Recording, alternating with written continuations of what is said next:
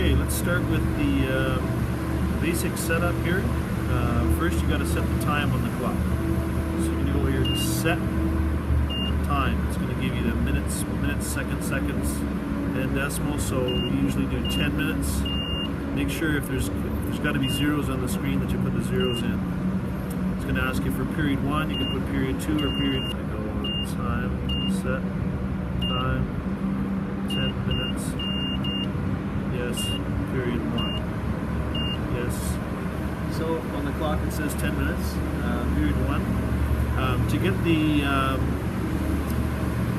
scores up, you want to have score 0-0 at the start. It doesn't come up automatically, so you want to go to set home score at 0. And it'll come up, and then you set guest score 0 to set up the clock. It now says 10 minutes, and there's zeros on the clock, and period 1. Now to start timing, you just use the little clicker here, and just click the button here, and away you go, and it starts counting down. Okay, and on the score clock here, if you just hit time, it'll show what's going on. So it shows the time counting down there, and you can stop at any time. Okay, next up, let's say somebody scores. The clock is going to stop. You're going to go to set home score, and you can put in any number you want. So if you have to sort of go back and change the score, you can do the same thing, set home score. For now, we're just going to hit 1, and 1 pops up on the board, and I'll hit confirm there, and away we go. Okay, and then we can hit the clock, and business as usual. Okay. Visitor team scores, so you're going to go set, guest score, 1, confirm. And now we have 1-1 on the clock.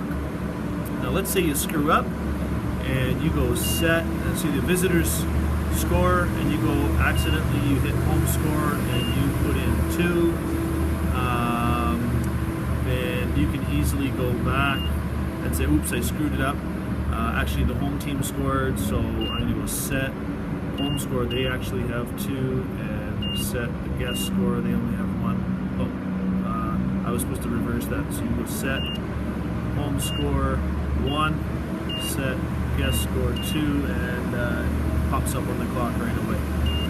Confirm, and you're back to the clock, and business as usual.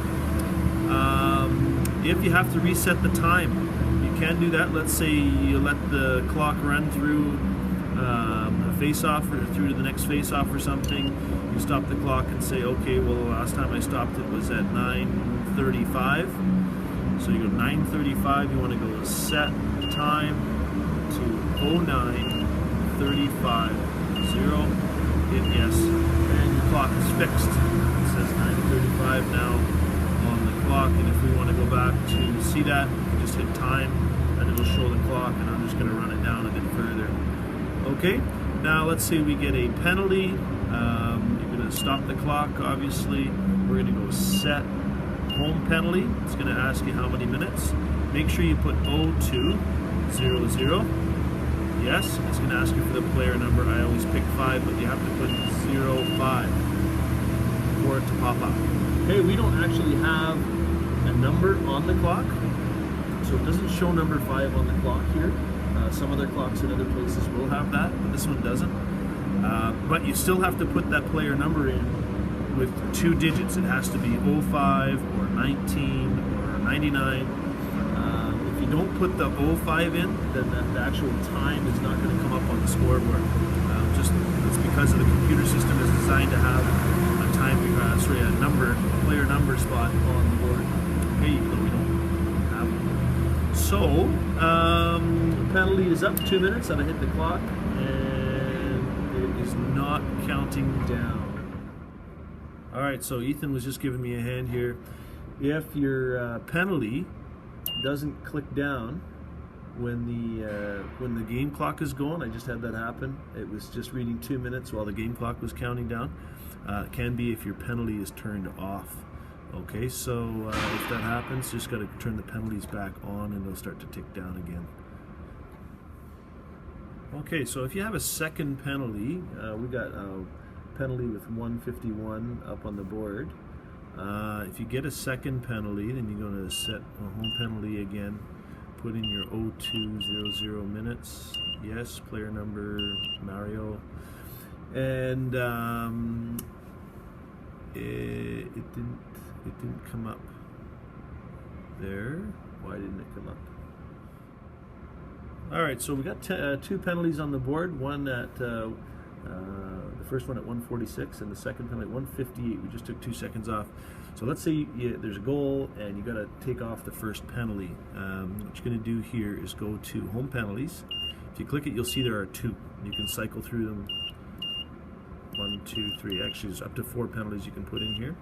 So there's our first penalty, and our second penalty is the one that we got to take off because at 1:46 is the lower time. So we're going to go here, and then we just go clear penalty. Yes, and it's going to disappear. But I actually have put more penalties up there, didn't I, Ethan? That's what I did. So I'm going to have to clear some more penalties here. So I'm going to go Home Penalties. Oops, wrong button. Home Penalties. I've got 3 penalties on the board here, so I'm going to take the 2 minutes off of here. Clear, yes. Home penalty, clear, yes. And now I just have the 1 home penalty, which is, oops, wrong button, which is the one I'm supposed to have at 1:58. All right, I can't imagine why you'd ever need to do this, but if you have to change a penalty time, like we got 58 seconds on penalty 1 here. If you had to change it for whatever reason, maybe you screwed it up and it was actually a 4-minute penalty and you only put 2 minutes in, you got to add 2 minutes to this thing. You can just go Home Penalty. Oh, I'm already there. Go to Penalty Edit. Yep, and then you're going to put in 2:58. Oops, don't forget the 0. 02:58, and sure enough, it will pop up. There we go.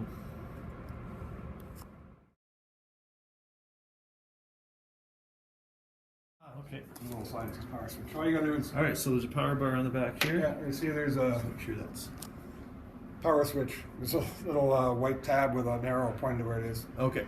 So all you gotta do is turn that on, and the input controls are all right there, right? You want your penalty box volume up. You want the booth. This is in here. If they're using a microphone in here, Yeah. that's for the figure skating club. That's for the CD machine. That's for the radio. Okay, and what about this input here? Auxiliary? Would be like your iPod. Yeah, that's input or probably your whatever. cable. That's cable. Okay. So I would, because Oh, we yeah, don't 'cause use it the says tape deck PC, anymore. or no, it doesn't. It Looks says- like up. But it could be top. It could be who knows. Okay. And that's we got a wireless mic here, but they never use it. The tape deck's Tape still deck. here. Old school. Yeah. Well, everything used to run off a tape deck. Is that right? Yeah. Okay, cool. And then as soon as you got these are all 2 turned sets. down to the minimum right now, Yeah. so there'd be no sound. But if we put something on,